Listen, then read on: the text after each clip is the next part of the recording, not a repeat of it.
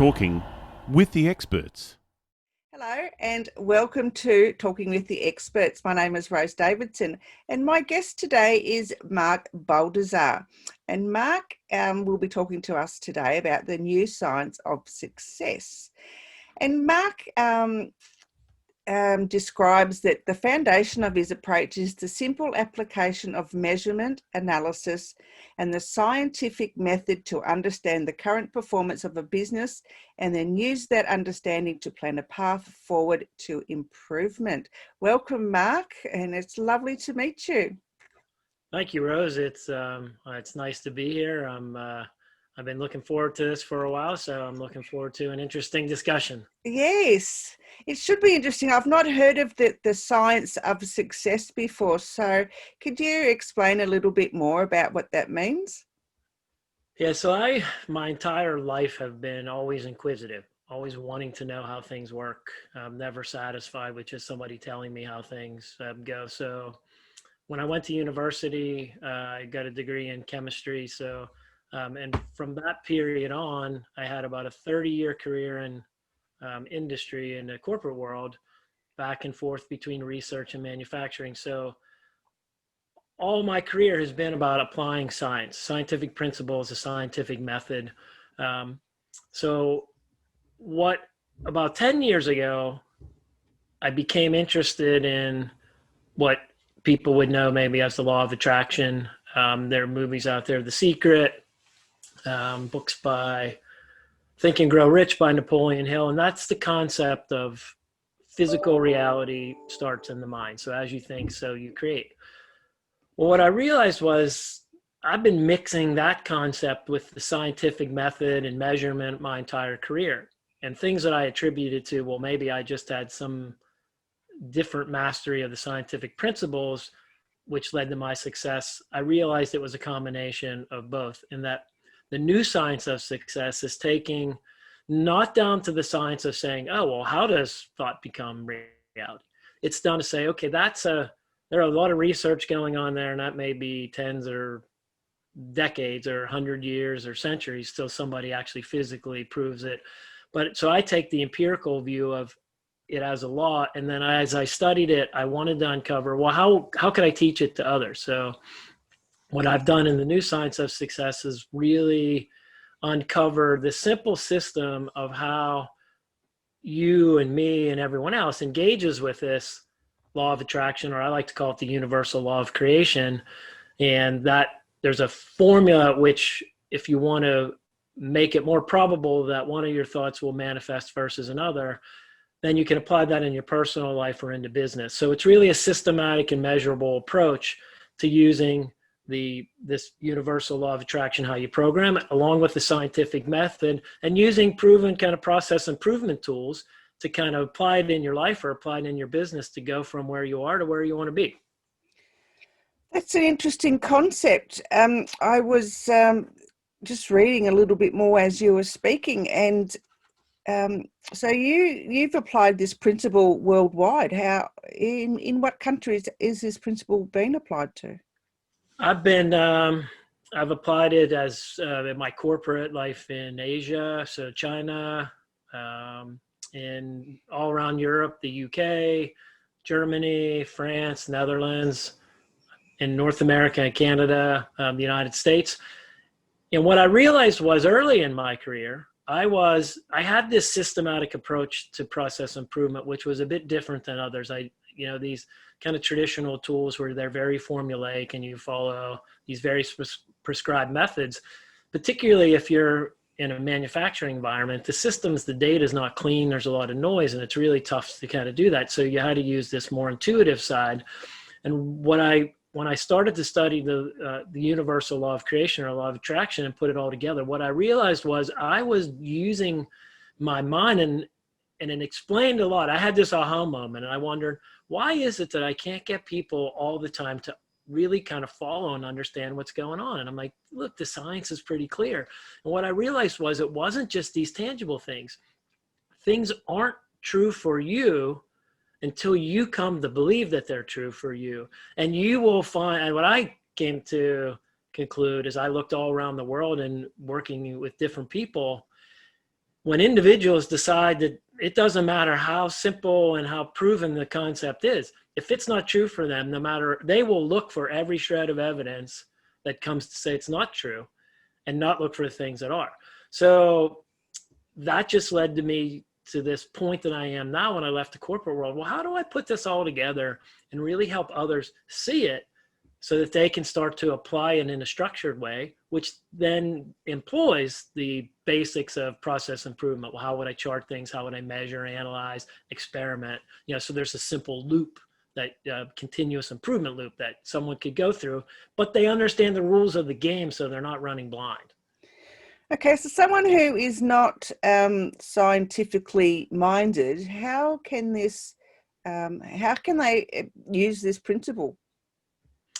Well, that's a really good question, Rose, because, I at times get so caught up in the scientific concepts of things and can kind of get lost in it. So I have a business partner, a colleague who's developed this with me. Her name's Takara Sheila, and she's always asking me that same question and kind of bringing us back. So what we've done is we've made this system very simple. So the analogy is, if you want something to manifest in reality, so something simple like a campfire, probably, or any type of fire you may have created, there's 3 simple components that have to be together for a fire.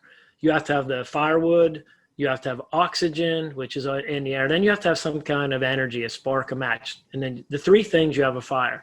So I've kind of simplified this approach down to the 3 things. So there's 3 components if you want to have something manifest. You have to believe it's personally possible for you. Then you have to create focus on what it is that you were trying to create. And then you need to energize it with a passion or anticipation. And I've created a simple 1 to 10 scale on all 3 of those components. So you can rate and rank where you're at and compare and contrast things that are going on in your head. And really what you're trying to do is, it's like a puzzle. You're trying to create for the universe a really simple, it's putting a puzzle together out of your thoughts. Well, you want to make it just like a children's puzzle where it's like 2 or 3 pieces, so there's no ambiguity. They put it together, the universe puts it together and creates your reality. So by simple comparisons, you then can say, this thing that I want is not as strong as this thing that I don't want, so I keep getting what I don't want. And once you know that, you can simply then start to take a look inside and say, well, what's standing in my way, and work towards strengthening the program of what you want. Because too often someone will come right away and say, I've heard about the law of attraction. I'm going to go try to manifest $1 million, or I'm going to go try to do this really big thing, and I don't understand it. Inevitably, it isn't going to work. So because you don't understand the system, then you walk away discouraged that it's not real, and you go back to the same kind of random process that you always live by. Yet the law is still there, and it's still taking all your random thoughts and choosing based on the intensity of these 3 components, what it's going to manifest for you. Yeah, that makes a lot of sense. But I think, okay, so for an employer that has, staff, how can they use this system to, I guess, better the workplace? Well, let's say you have a staff. You're continuously trying to improve. Right. So if you, at the leadership level, you have a view of how you think things are working. So you have this thought, this focus. Now you're going to take it, each layer you go deeper into the organization. Each one of those layers have a collective kind of thought, a belief, and an energy to it. Individuals have that. So too often, I think at a leadership level, we leaders believe, well, if I just say it, everybody's going to rally around it and they're going to be energized by it. And we don't take the time to understand the counter programs. So you may get spotty results, or if you're fortunate and the stars align, everybody is aligned and it all kind of works out. But typically it doesn't work that way. So even if you do all the best things, systems, measurements, everything, but you don't understand what's going on in the mind of the organization from the individuals in the collective layers, and there are disconnects, you put a disconnect and you short circuit the system, the whole can't improve.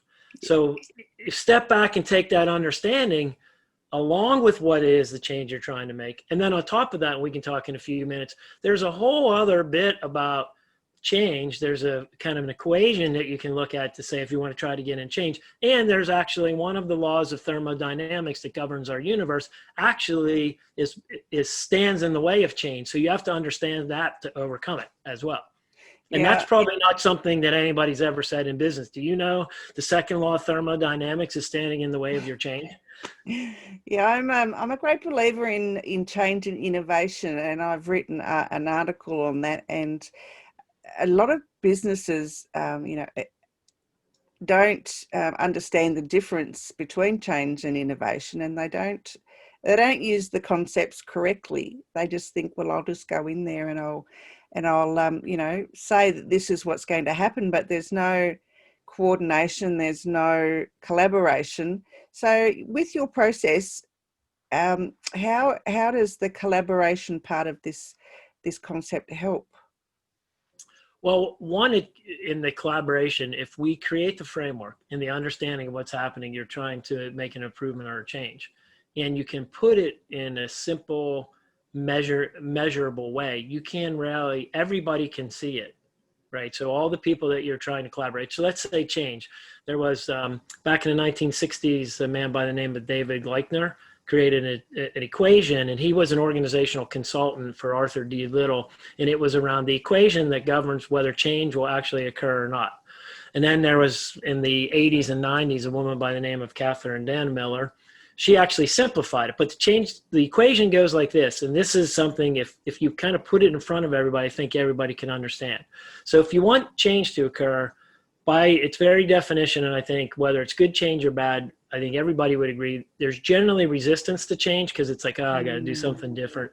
So there's this resistance. So the change equation is change cannot occur unless you overcome the resistance. And the formula to overcome resistance is, first, there has to be a dissatisfaction of the current state. Then there has to be a clear vision of the future state. And then there has to be at least the first steps of a plan. And the product of those three, dissatisfaction times the vision times the plan, has to be greater than resistance. So now if you have you have different people collaborating, they may have a different level of satisfaction or dissatisfaction with the current. They may have different visions of the future, different ideas of the plan, different resistances they're facing. So if you could put it all together and map out, well, why are you satisfied? I call it, some organizations, they get to satisfactory underperformance. I could be much better, but I'm satisfied with where I'm at, right? So when you can open the discussion, get everybody around this equation, you can start to unravel and decode what's going on, and then get everybody on the same page. And then if you put it into key measures that everybody's looking at, then you're now like, you can start to see if you're gaining momentum, or where, if it's not going where you want it to go, where it may be slipping. And it may be, what parts of the team may I need to go in and coach a little bit more or build up? Or, sometimes it might be, okay, well, you're not on board the train. Whatever it is, you can do it and point out to them, it's not a personal thing. I think anytime you can turn things into math or an equation, you can help diffuse some of the personal things. Someone may say, well, you're on me, you don't like me, or you don't like my ideas. And this helps to take that part out of it. Yeah, I think in a lot of business there is the personal conflict, I guess, to use a better word, between bosses and workers, because even though that the employee may be good at what they do, there still might be some personal conflict at some level, because there's either the employer is a little bit jealous because the employee is better at doing something than the employer. So when it comes time to do performance appraisals, sometimes the boss will not appraise the employee as best as they can. So, using the principles that you've described, how can maybe an employer be trained better to take the personality and the conflict out of that appraisal? I think you're making a really good point. And every successful organization I've been in, it's successful because of the whole, people coming together. I've been in unsuccessful places or places that were not as successful as they could be. And oftentimes the leader feels like they have to be the most knowledgeable one. They have to be the one that kind of steps in. I think when the leader can step back and work to a system and say, hey, I have all these parts. How do I put them all together? And you work more as facilitator to bring out and empower the best in your people, to listen to them, what's going on in their mind. Because all those things that are happening, if they're not heard, they don't become, they're not part of the product of the vision for the future and the plan. They become part of the resistance. So as a leader, when you put this together, what you're trying to do is you don't want to be adding to the resistance side, right? So if you can engage and listen and direct people into the collaboration, and also step back and allow your people to all blend, and then just be more of you're just kind of guiding it, right? And when there's a decision to be made, you step in and kind of make it. But you got to step back and not want to drive it. If you want to drive it all on your own, then your passengers on the bus back there, it's like driving a school bus. The kids are back there, they're throwing spitball. They're like, that's not the team you want. You want the team that's all together, like in a big crewing boat where everybody's rowing together. That's what you're trying to be. And the leader, if he works to a system and sees this and engages the best in everybody, then you'll be able to take your organization to heights. It amazes me today. I would think, there's one business I've worked in for a long time, and I just think we're about at the end of what we could learn and do. And it just never ceases to amaze me. We just keep learning more and more. And so when a leader allows his people to do that, there's really no limit to what can be done.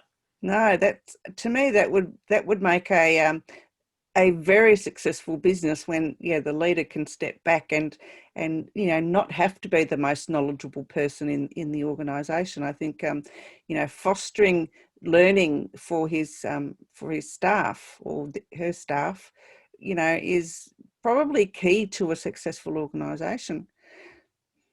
I totally agree. I mean, at one point in my career, I was a production manager of the operation, ran 24 hours a day, 7 days a week. Well, I didn't want to be called in the middle of the night. I didn't want to be the one that had to answer all the questions. So I really focused on empowering my supervisors in the workforce to be like, if they would call me, hey, we got this problem. Oh, well, what would you do? Like, you quit and empower them, and know that you have their back. So here's the thing: along the way, as a leader, people are not always going to do something maybe the way you would have done it, and maybe they didn't do something as efficiently, or they made a mistake. When people are honestly driving for the best, it's really important to recognize that effort and teach and coach, and not to you're not reprimand because something went wrong. There are times where you have to reprimand, right? But that's not the majority of the time. If you empower people and they're doing their best, that one of my best mentors I ever had, I've learned the most from, he used to allow me to go to the edge of the cliff, have 1 foot off, almost be falling over. Then he would come and grab me and pull me back. That's the maximum kind of learning. But he was very comfortable to allow that to happen. As a leader, you really need that, because a lot of times a leader will think, I have this really great team, but are they really as empowered as you think they are? And if you're always, I'm always asking, I never take for granted. Maybe this isn't what it seems. Let me go talk to somebody. And you're always trying to pressure test the system and move it forward. You're always, okay, I see something, I'm going to analyze that, I'm going to experiment, I'm going to integrate the learnings, and it's a continuous loop. Whether you're doing it as a leader with your people, whether you're doing it in terms of the process you're managing or the products you're making, you're always in this loop, never staying static. And I think sometimes you get to a high level and leaders get there and they become disconnected from the rest, and everything, all the loops are going on in their own head. And obviously you've gotten that level because you've done some really great things, but never lose sight of all those on your team who really can make it work. Yeah, you should never ever as a leader forget where you came from, because if you've started from the bottom and worked your way up, you became a leader, as you said, for a reason, but you should never forget where you came from in the first place and how you got to where you are now. Exactly. And Exactly. never step on anyone on the way up. That's my great belief. You should just get there on merit, and don't step on others. It's one And of I my think along that lines, I think something's really important. None of us are going to always get it right. Be no. willing to admit, hey, I got it wrong. Like I would say, like I have high expectations, but if I made a mistake or I did something wrong, I'll come back and tell somebody, hey, I either I went the wrong way on this, or I just want I got it wrong. And if you can do Absolutely. that, like people then understand, okay, they get that, because then that also helps encourage them, right? So you're showing that it's okay to admit your mistake. And so often, in organizations, people are like, oh, I don't want anybody to know I did anything. Like, I mean, what's that going to mean? So no, if you set the tone for every, I had another mentor of mine say, you get what you walk by, right? So you get what I mean, if you see something you don't want, you don't say something, you get it.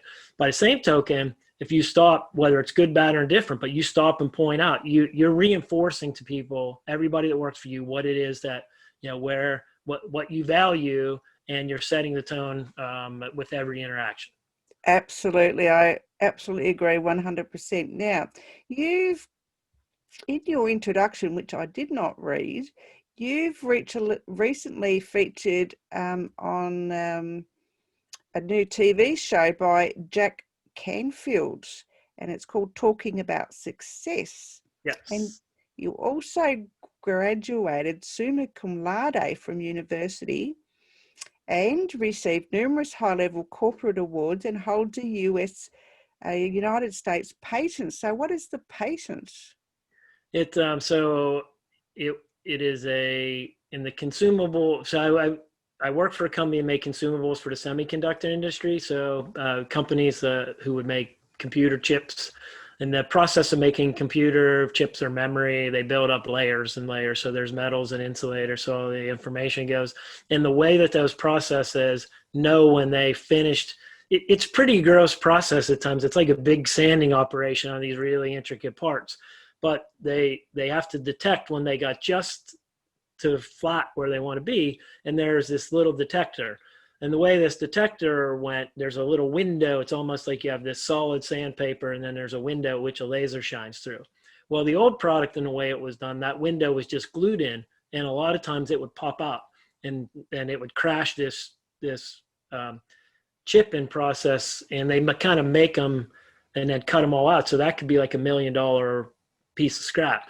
Well, a team that I was part of, we created that where we integrated that window into the pad, so it was all one piece, so it couldn't pop out. So it stopped that failure mode from happening. Wow, that's pretty amazing. It was it's pretty cool. That part of my career was really fast paced, because computers, things are always changing. Yeah, I mean, So they were everything was new. Like you were never static. You were making something, boom, then they were going to the next level and the next level. So it was very exciting. But with that comes a lot of okay, well, you get kind of burnt out, and because you're always on the go. And it was a good time, and I learned a lot. And again, that's an industry where everything has to be so perfect, and they were so detailed on the way they did the statistics on their process and all that. And that's all great, but that level of detail, like if say you're a small to medium sized business and you don't need all that, but you take the essence of that and take the discipline with some simplified systems, you can do the same kind of things, where you can take something where you might be satisfactorily underperforming and take more, don't leave that money on the table, take it back out and put it in your pocket with just some simple measurements and approaches. Yeah. Well, there's working in a high pressure position like that, I guess to me that would be what it would be, is not something that aligns with my values. I used to work in high pressure things, but not making computer chips. And when you buy a computer these days, it's probably 2 years out of date anyway, with whatever the components are in it. There's nothing new, until, because they're still in the process of making something new. So what you're getting really isn't new. It's just new on the market. You're right. Everything in supplying that industry, whatever was happening coming out now, there was always one or two other generations coming in like right behind it. So at least, we were the supplier. So, the supplier is always wrong. So they were always coming back, whatever their problems were, always came back to us. So it was even higher pressure because we were always trying to solve problems.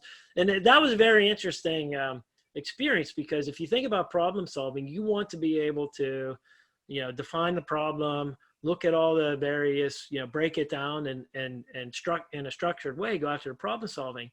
But in a lot of industries, in this particular industry we're supplying, the customers are very secretive. So they don't tell you anything about their process. So think about, like, you have this problem. Customer comes to you and says, your product is causing us our problem. What's your problem? Well, I really can't tell you. Well, so, okay, where does one go? And so it led to some very circular discussions. I would imagine it would do. I mean, I can't imagine if a client or customer has a problem with the work that you're producing or whatever, and then can't tell you what the problem is. I mean, then there can't be a problem, because, really it's all in their mind, I think, or in their processes. Well, what I learned, I learned something very valuable in that. Because it's obviously, when you just say it like this, it's like very frustrating and you want to throw up your hands, but you couldn't do that, right? That's your customer. So I really learned a lot about communication, a lot to be able, okay, take that in. Don't say what's in your mind right now, because it isn't going to be helpful, right? To really just be able to step back and listen more, and really then formulate back answers that were able to, it was like you were almost like everything was being made up. They're not telling you everything, and you're trying to, I don't really know what the problem is, so I'm going to tell you what I think and then you're kind of back and forth, but you had to be very, in that communication loop, very focused. You had to listen, and the way you communicate was very thoughtful. And too often we get loose in our communications out in, personal lives, out in the workplace, right? I'm a big believer. There's a book by Don Miguel Ruiz. It's the Ancient Toltec Wisdom, and it's called The Four Agreements. I'm not sure if you're familiar with it, but I used this with my supervisors and others who worked for me when I was production manager. And the four agreements are: be impeccable with your word. Don't take things personally. Don't make assumptions, and always do your best. And if you would do those four things, so many things happen. Think about in a business environment, how often, so-and-so did this or said this, and they must have meant this, it's this or that. That's probably why they did. Instead of saying, hey, you know what? When you said this is how I felt. What did you really mean? That just would solve just endless amounts of hours of worry and negativity that goes on if we just ask the simple question, well, what did you really mean, right? Yeah. In general, you're going to get an answer, and it's not really what you thought. Yeah, and sometimes, it could be what you don't want to hear, but could be the most benefit to you personally or to your business. Yes, I mean, I think that's also another good point. I mean, if you're a leader particularly, and if you only have people around you telling you what you want to hear, you're not going to grow. No, definitely not.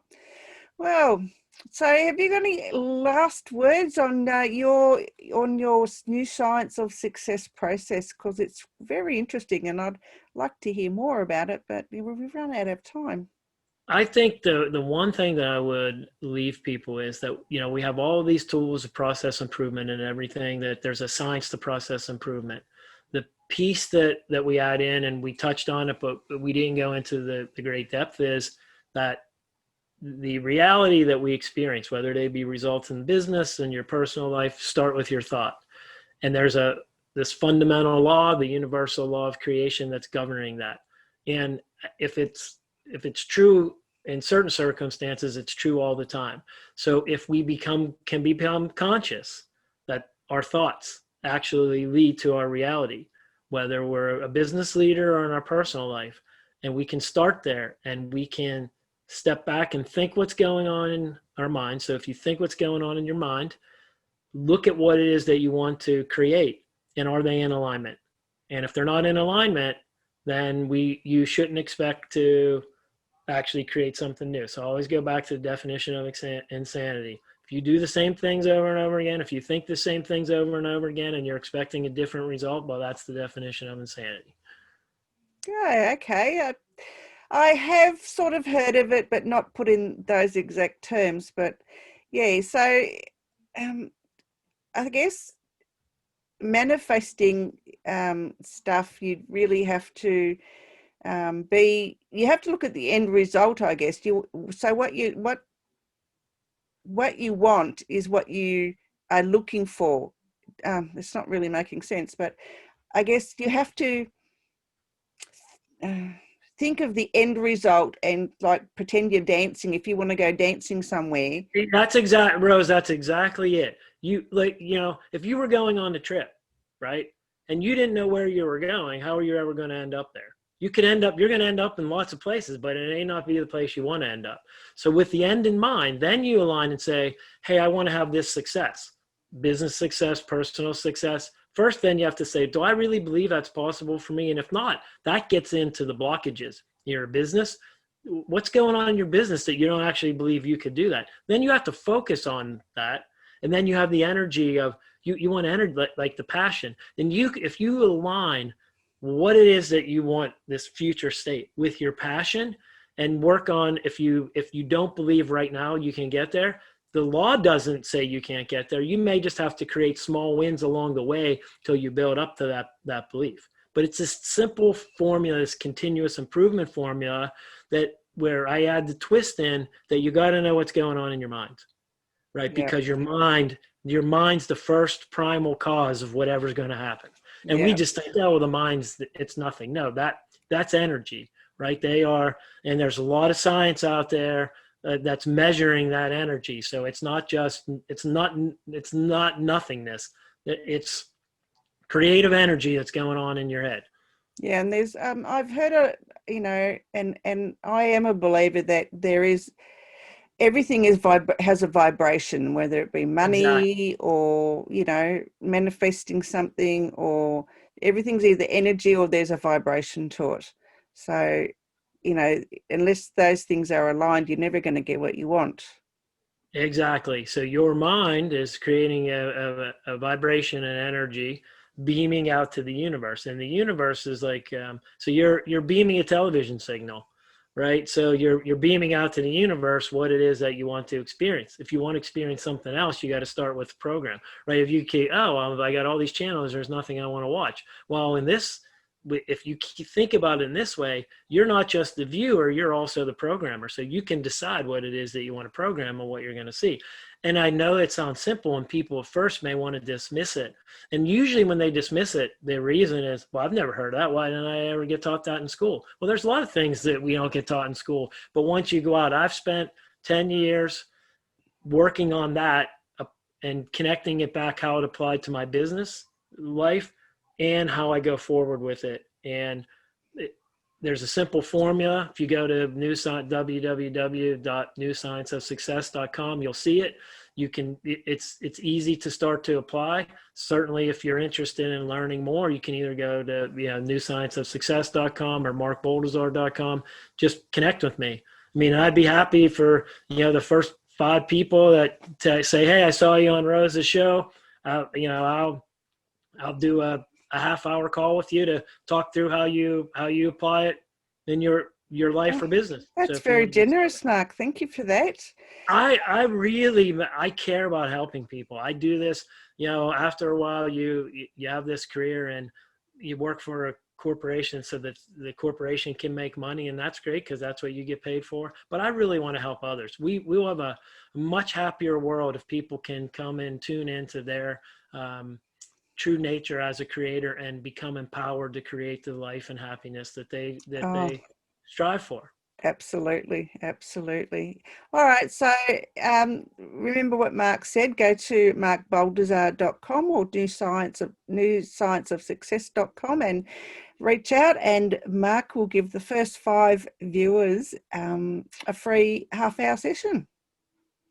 Excellent. This was great. I Beautiful, love this. Time beautiful. flies, doesn't it? It Just does, it I does. get going, and time at hours pass. It does, and I'm really interested. I don't want to. When you're talking about energy and vibration, what about when lizard brain comes in? Well, these are the things where you have to be conscious, right? So we get to this point. So if you become in it, if I think about mindfulness, you have to just become aware, because we all, like, you can't, as much as we try, we're not going to be focused all the time, and you're going to get into this reactionary mode, fear-based mode. The important thing is to say, recognize it and try and work your way out, and not judge yourself because, oh, well, I should be doing this all the time. No, you want to be doing more of the intentional programming and less of the lizard brain, right? And the more that you do it, the easier it becomes, right? I mean, one of the things I'll say, by making this a way of life of how I do it, there's far less stress, because I'm not like, oh man, I'm just worried this is going to happen, because I know if I do that, I'm just going to create it. And inevitably, when you do that and you're focused, more good things come. But it's a process. You're not going to get there overnight. Like, oh, I just saw this and I'm perfect. It's like I use the analogy here in the U.S. about learning the game of baseball, but it could be cricket and Australia. There are all these skills that you need to be a great cricket player, right?